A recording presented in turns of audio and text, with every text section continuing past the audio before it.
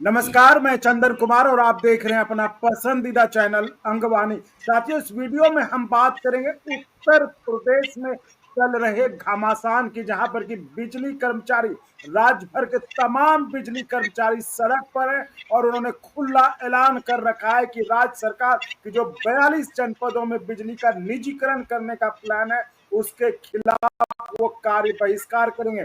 बहरहाल कार्य बहिष्कार का तो उन्होंने ऐलान कर रखा है, लेकिन इस बीच जो बातें, जो आरोप प्रत्यारोप दोनों तरफ से सामने आ रहे हैं, उसमें ये कुछ इशारा कर रहा है कि कुछ भ्रष्टाचार के, जैसे कि जो जो राज्य में जो ये आंदोलन को आगे ले जा रहे हैं विद्युत कर्मचारी संयुक्त संघर्ष समिति, उनका आरोप है कि जो कुछ अधिकारियों की मिली भगत से इसको अंजाम दिया जा रहा है, क्योंकि जिस सरकार में, जिस योगी आदित्यनाथ की सरकार में कहा जा रहा है कि भ्रष्टाचार के प्रति जीरो टॉलरेंस है, वहां पर इस तरह के कार्रवाई करना कई सवालों को जन्म देता है। तो हम इन्हीं सब मुद्दों पर बात करेंगे। हमारे साथ लखनऊ से जुड़े हैं विद्युत कर्मचारी संयुक्त संघर्ष समिति के संयोजक और all India power engineers federation के चेयरमैन शैलेंद्र दुबे जी। उन्हीं से हम जानेंगे कि आखिर ये पूरा मसला क्या, ये लड़ाई जो निजीकरण के खिलाफ चलते चलते ये भ्रष्टाचार की उसमें खबर कहां से आ गई। शैलेंद्र सर, बहुत स्वागत है आपका अंगवानी पर। जी नमस्कार। शैलेंद्र सर, ये लड़ाई तो चल रही थी कि निजीकरण के खिलाफ चल रही थी कि निजीकरण जो है वो गलत हो रहा है, लेकिन इसमें भ्रष्टाचार की भी खबरें, उसके भी आरोप आप लोग लगा रहे हैं। तो सर, ये पूरा मामला क्या है सर? देखिए, सारी बात यहीं से शुरू होती है कि निजीकरण किया क्यों जा रहा है। जो निजीकरण की स्टैंडर्ड बिल्डिंग डॉक्यूमेंट है गवर्नमेंट ऑफ इंडिया का, मिनिस्ट्री ऑफ पावर का, जी। यह सितंबर 2020 में मिनिस्ट्री ऑफ पावर ने जारी किया था। यद्यपि अभी भी वो ड्राफ्ट है, उसको अंतिम रूप नहीं दिया गया है, लेकिन उसमें एक बात बड़ी स्पष्ट तौर पर लिखी है कि जिन विद्युत वितरण कंपनियों का AT&C हानियां, एग्रीगेटेड टेक्निकल एंड कॉमर्शियल, ये हानियां 15% या उससे कम है, वहां निजीकरण की आवश्यकता नहीं है।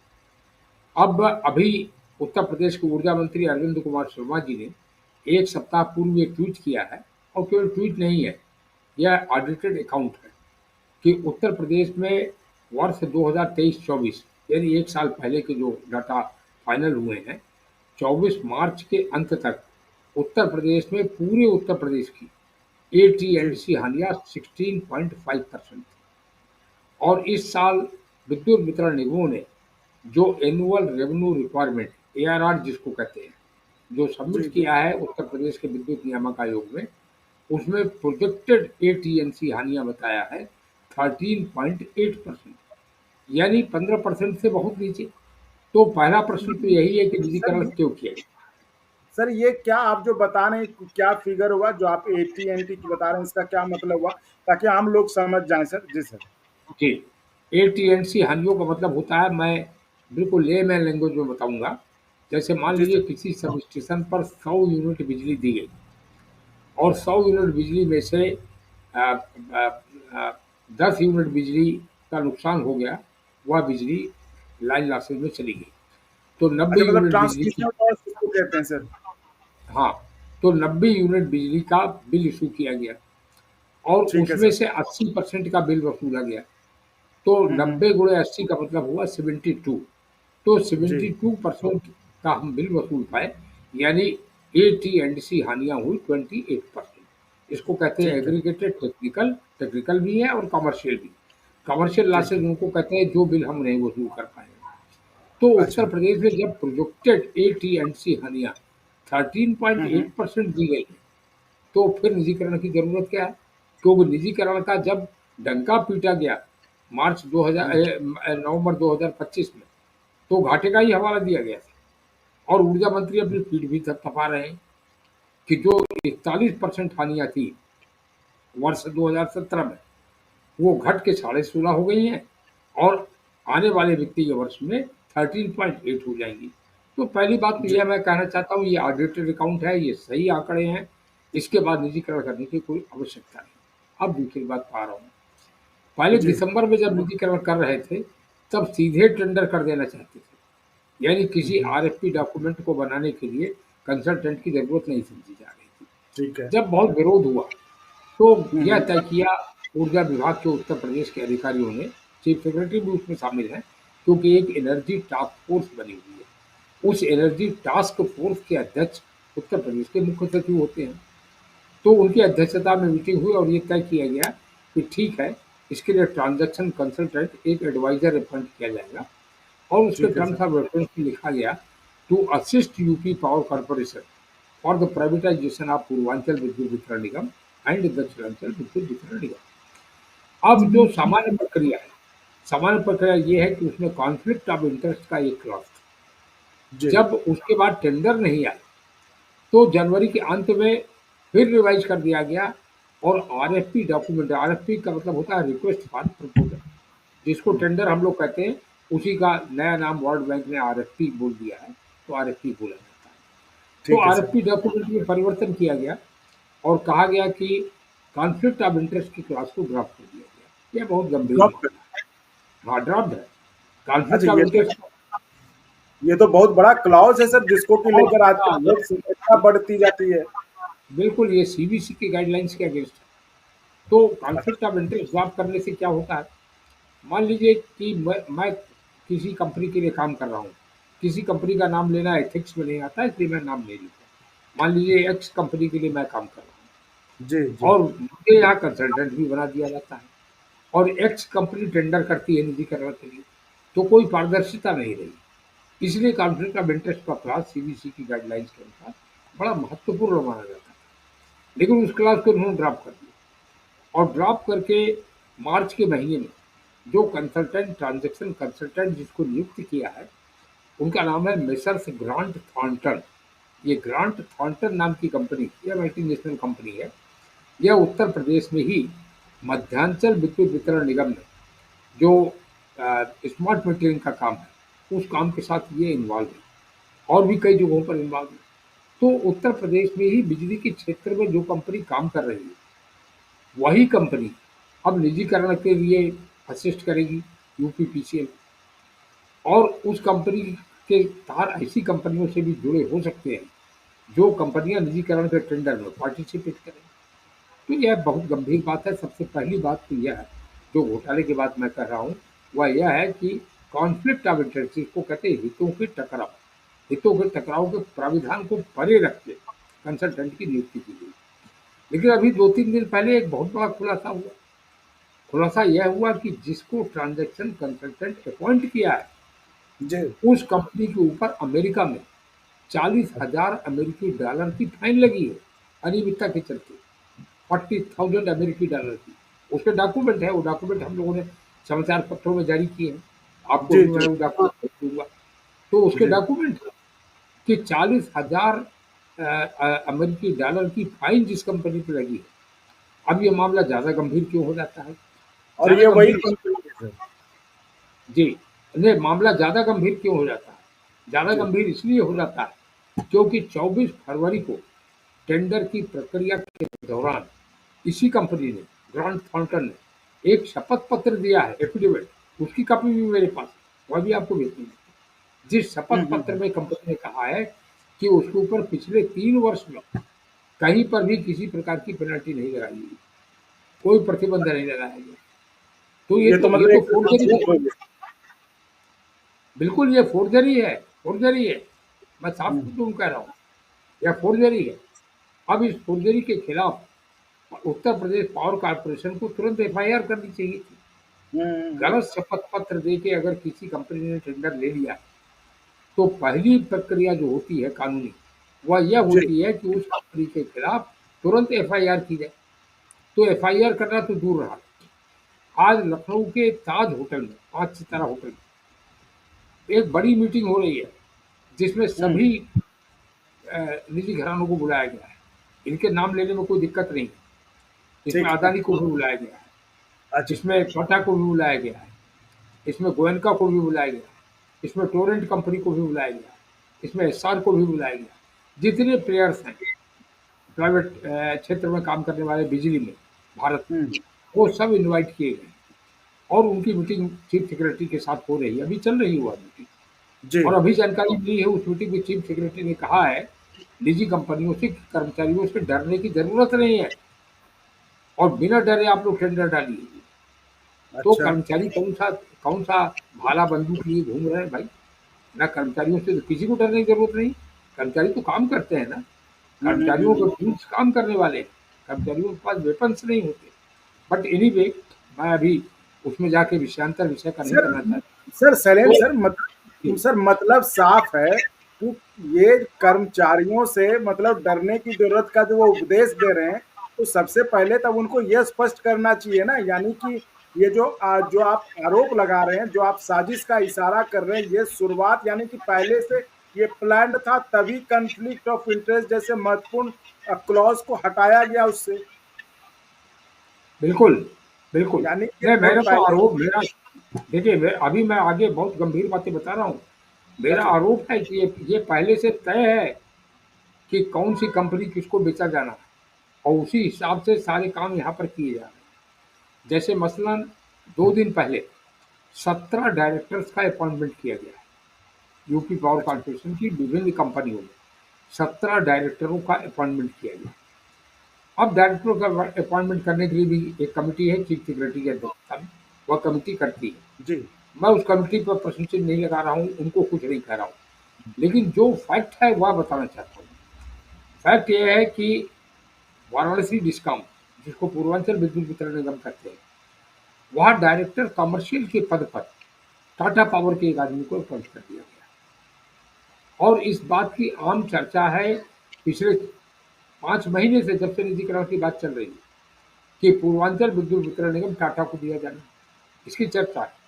जब 2020 में 2 दिन की हड़ताल के बाद ये निर्णय वापस लिया गया था, तब टाटा ने दिल्ली से अपने लोगों की पोस्टिंग भी बनारस के लिए कर दिया था। और अभी भी मुझे जानकारी मिली है, दिल्ली में टाटा की कंपनी काम करती है। तो वहाँ पर हमारे जो साथी हैं, उन लोगों ने बताया है कि अनौपचारिक रूप से वहाँ पर लोगों को बता दिया गया है कि आपको आपको वाराणसी जाना है, आप उसके लिए तैयार रहिए।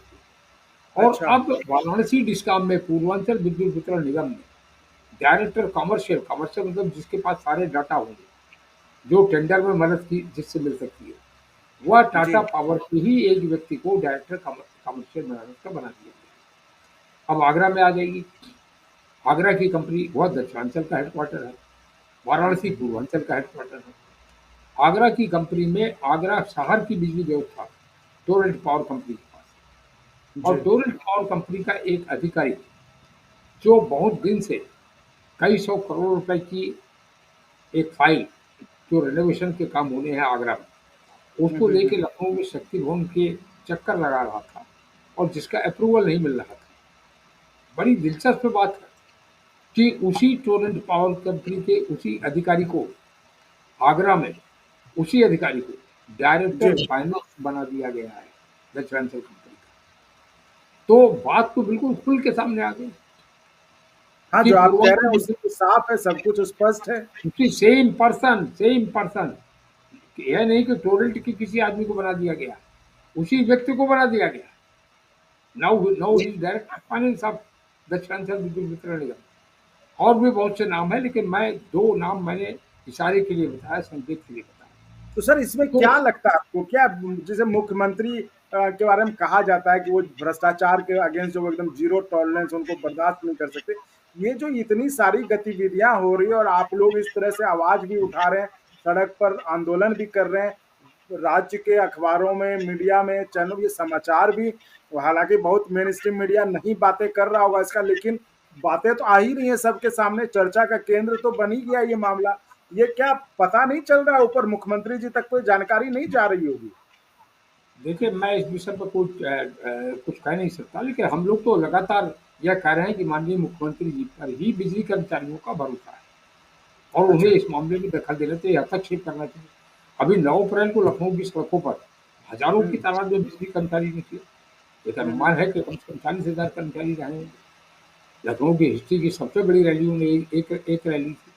तो जो कुछ हम लोग कर सकते हैं लोकतांत्रिक ढंग से मुख्यमंत्री का ध्यान आकर्षित करने के लिए, वो सारे काम हम लोग कर रहे हैं। 2 बातें तो और सर। हैं, मैंने आपको पहले भी कहा जी था, सर। लेकिन उनका रेफरेंस भी आज जरूरी है। क्योंकि जी आज सर। जो मीटिंग हो रही है ताज होटल में, उस हम्म। मीटिंग में निजीकरण के आरएफपी डॉक्यूमेंट पर चर्चा हो रही है। आरएफपी डॉक्यूमेंट मतलब टेंडर, कि ठीक है, उस ये डॉक्यूमेंट बेस्ट को प्रपोजल। ठीक से जी बनाया सर। जाए। तो हमारा सवाल ये है कि इलेक्ट्रिसिटी एक्ट 2003 का सेक्शन 131 ये कहता है कि हम्म। जब सरकारी कंपनी किसी निजी कंपनी को बेची जाएगी, तब 2 चीज़ें वो कहता है अनिवार्य है, 2 चीज़ों पर मैंडेटरी है। नंबर 1 हम्म। क्या कहता है? नंबर 1 वो कहता है एक्ट कि रेवेन्यू पोटेंशियल, जिस जिस काम को हम बेच रहे हैं उसका रेवेन्यू पोटेंशियल क्या है, वह वर्कआउट किया जाना चाहिए। जी। तो रेवेन्यू पोटेंशियल तो वर्कआउट है नहीं, ना हम्म। पूर्वांचल का ना दक्षिणांचल का। अब रेवेन्यू पोटेंशियल किसको कहते हैं? मान लीजिए इस साल 40,000 करोड़ रुपए का राजस्व का लक्ष्य रखा गया है। जी। तो जब राजस्व का लक्ष्य 40,000 करोड़ का है, तो एक मोटे तौर पर कह सकते हैं कि रेवेन्यू पोटेंशियल कम से कम 50,000 करोड़ रुपए का है। दूसरी बात क्या कही गई है? दूसरी बात एक्ट कहता है कि फेयर असेट वैल्यू।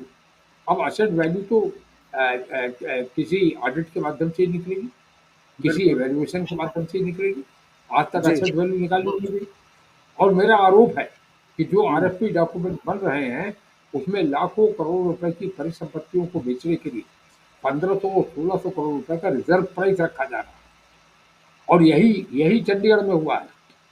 चंडीगढ़ में 200 करोड़ रुपए का प्रतिवर्ष का मुनाफा था चंडीगढ़ पावर डिपार्टमेंट का। लेकिन चंडीगढ़ के पावर डिपार्टमेंट को बेचने के लिए जो रिजर्व प्राइस रखी गई थी, वह 174 करोड़ रखी गई थी। और अच्छा। 871 करोड़ रुपए में चंडीगढ़ की परिसंपत्तियां बिक गई, जो 22,000 हम्म। करोड़ रुपए की।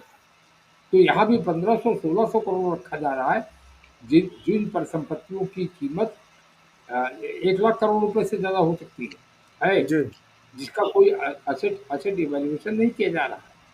तो ठीक है। ऐसी स्थिति में ये निजीकरण नहीं हो रहा।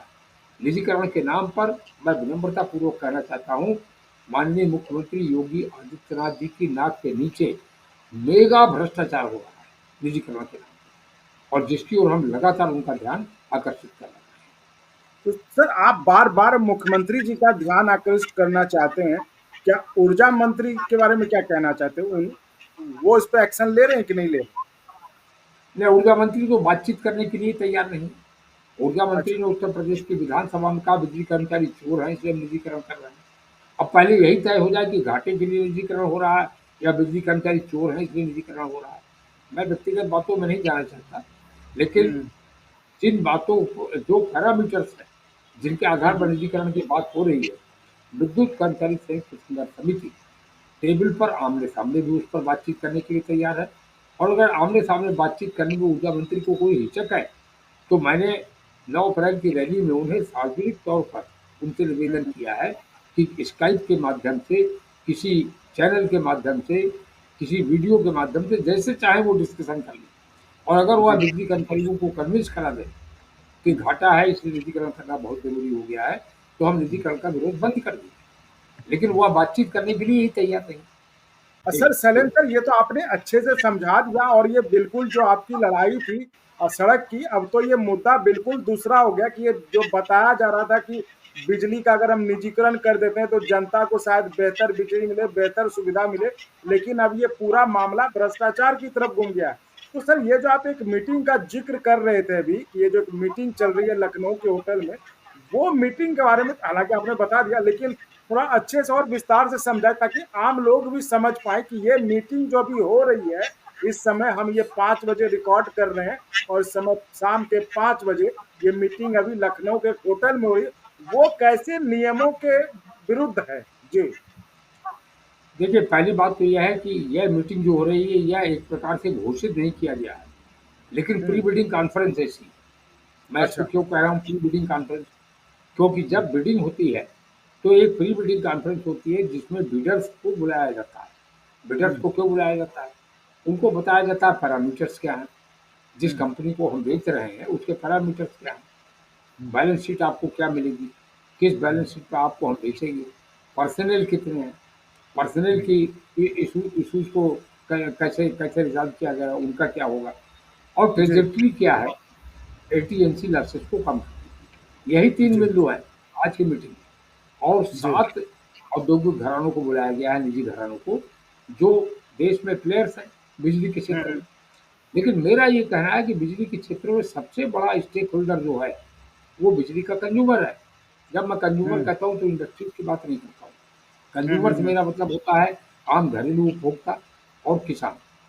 और नंबर 2 पर अगर कोई सबसे बड़ा स्टेक होल्डर है तो बिजली का कामगार है। और इस मीटिंग में ना कंज्यूमर फोरम्स को बुलाया गया है, ना एम्प्लॉइज यूनियंस को बुलाया गया है। तो एक प्रकार से ये बिल्कुल ऐसा लग रहा है कि इतना उतावलापन है, इतनी जल्दी है कि सारी प्रक्रिया को अंजाम देना चाहते हैं, किसी नियम को नहीं मान रहे हैं, किसी कानून को नहीं मान रहे हैं। और आज की मीटिंग में जो मेरे पास जानकारी है, वो यही है कि आरएफपी डॉक्यूमेंट फाइनल कर लिया जाएगा और कुछ दिन के बाद 10-15 दिन में बिडिंग की प्रक्रिया प्रारंभ हो सकती है। यह जानकारी मेरे पास है। तो शैलेंद्र सर, अगर हम इसको ऐसे समझें तो जिन 7 कंपनियों को, जिनको कह रहे हैं कि मेजर प्लेयर है आज की तारीख में देश में, वो इन 7 को बुलाया गया। तो ठीक है, कोई 8वां जो प्लेयर होगा वो मेजर नहीं होगा, लेकिन प्लेयर तो होगा ना। यानी कि आपने तो उनको पहले ही बाहर कर दिया ना। तो इस तरह से भी तो ये थोड़ा सा मतलब सवालों के घेरे में तो है ना। अगर बुलाना है तो आप सबके साथ चर्चा करेंगे। बिल्कुल, मैं बार-बार कह रहा हूँ कि अगर आप बिजली का निजीकरण कर रहे हैं और हाँ। लाउडली कह रहे हैं कर्मचारियों का कोई अहित नहीं होने वाला है, तो इस हम्म मीटिंग में कर्मचारी यूनियनों को क्यों नहीं बुलाया गया? हम्म विद्युत कर्मचारी संयुक्त संघर्ष समिति को क्यों नहीं बुलाया गया? और दिलचस्प बात ये है कि उत्तर प्रदेश में उपभोक्ता परिषद भी विरोध कर रहा है निजीकरण का, तो उपभोक्ता परिषद को क्यों नहीं बुलाया गया? जी उपभोक्ता परिषद और संघर्ष समिति को भी इस मीटिंग में बुलाया जाना चाहिए था। यही बात मैं कह रहा हूँ। जी सर, शैलेंद्र सर, बहुत आपका धन्यवाद। जिस तरह से आपने आकर सारे बिंदुओं को, इससे जुड़े सारे बिंदुओं को स्पष्ट किया। मुझे खुशी इस बात की है कि ये जो वीडियो शूट हुआ है, जो वीडियो रिकॉर्ड हुआ है, ये जो उत्तर प्रदेश और देश के तमाम लोग जहां पर इस तरह से बिजली, जो सरकारी बिजली कंपनियां उसको निजीकरण करने की कोशिश है, उनको समझ में आएगा। अगर उनके यहाँ भी ऐसा मामला होता है जहां पर कि निजीकरण की आड़ में जनता को एक अच्छा सपना दिखाने के पीछे एक पैसे बनाने का कहीं खेल तो नहीं, जिसमें कि उदाहरण शैलेंद्र सर ने बताया कि एक मीटिंग हो रही है जिसमें सारे स्टेक होल्डर्स को ना बुलाकर कुछ चुनिंदा प्लेयर्स को बुलाकर जो ये तय करने की कोशिश की जा रही है, जो कि साफ साफ इशारा करता है कि कहीं न कहीं मिली भगत है। और ये जो उतावलापन है, शैलेंद्र सर के शब्दों में, कि जो उतावलापन है राज्य के अधिकारियों का, कि जितनी जल्दी हो सके उसको प्राइवेटाइज कर दिया जाए, और उसकी इशारा सबसे पहला सबूत वही मिलता है जबकि कन्फ्लिक्ट ऑफ इंटरेस्ट, जो कि बहुत बड़ा क्लाउज होता है, ऐसे किसी भी एक्शन में सरकार की तरफ से उसको कर्मचारियों ने हटा दिया। जो सवाल उठता है आखिर वो क्यों हटाया गया और किसके इशारे पर हटाया गया, तो ये अब बहुत बड़ा सवाल है, जो कि जाहिर है आगे आने वाले समय में इस पर लोग चर्चा भी करेंगे और इस पर सवाल भी उठाएंगे। तो देखिए, हमने पत्रकारिता के सिद्धांत को फॉलो करते हुए आपको सोचने के लिए, आप शैलेंद्र सर की बात अगर पूरा ना सुन पाए हो, आप फिर से रिवाइंड करके पीछे जाकर उनकी सारी बात सुने। आप समझे कि आखिर ये मसला क्या है, ये मुद्दा क्या है, क्योंकि मुद्दा समझना बहुत जरूरी है, तभी आप सही को सही और गलत को गलत कह सकेंगे। तो फिलहाल इस वीडियो में इतना ही। आप ऐसे ही चैनल को लाइक शेयर सब्सक्राइब करते रहें। बहुत बहुत धन्यवाद शैलेंद्र सर, अपना समय निकालने के लिए और इतनी मतलब अच्छाई से और बारीकी से चीजों को समझाने के लिए। बहुत बहुत धन्यवाद सर। Thank you. और अगर आपको अच्छा लगा तो एक बार और आपको मैं कहना चाहूंगा कि आप इसको प्लीज सब्सक्राइब और शेयर करते रहें, ताकि हमारा भी मनोबल और सपोर्ट बना रहे।